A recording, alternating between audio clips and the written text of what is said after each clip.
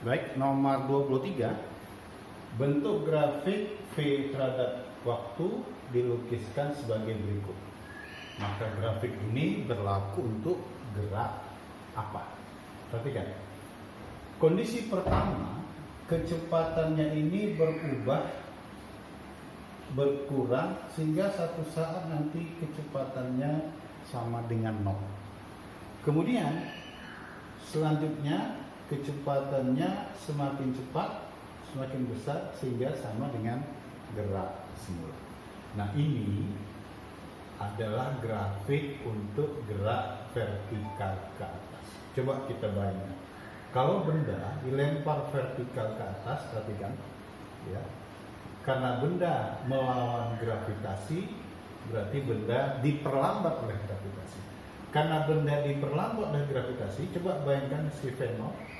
V0 ini semakin ke atas berkurang karena melawan gravitasi ya, berkurang hingga akhirnya berhenti di tinggi maksimum, kemudian balik lagi ke bawah. Pada saat mencapai tanah, kecepatannya sama dengan kecepatan awal. Jadi awalnya gerak vertikal ke atas itu semakin ke atas semakin berkurang hingga berhenti di puncak. Kemudian dari puncak ke bawah dipercepat. Maka ini kalau diinterpretasikan ke grafik lebih kurang begitu. Awalnya kecepatan V karena melawan gravitasi, V-nya semakin ke atas semakin berkurang hingga sampai di titik puncak benda itu berhenti, kemudian bendanya jatuh kembali ke bawah. Ketika jatuh kembali ke bawah, bayangkan benda yang jatuh ke bawah dipercepat oleh gravitasi, maka kecepatannya makin ke bawah semakin besar. Jadi kesimpulan grafik ini adalah grafik apa? Gerak vertikal ke atas. Ketika ditembak dari bawah ke atas, kecepatannya berkurang, kemudian dari atas ke bawah karena searah dengan gravitasi dipercepat oleh gravitasi, kecepatannya semakin besar.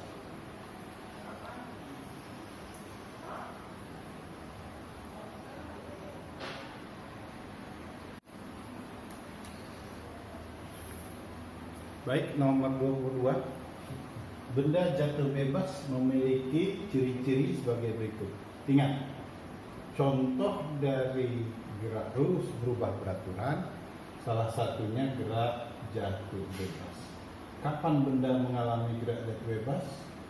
Pertama, benda tidak memiliki kecepatan awal. Dan yang kedua, benda dipercepat oleh gravitasi. Ingat, gravitasi bumi arahnya kemana? Arah dari gravitasi bumi ke bawah atau menuju pusat bumi. Dimana kita sudah belajar di teori gravitasi, bahwasanya gravitasi itu rumusnya apa?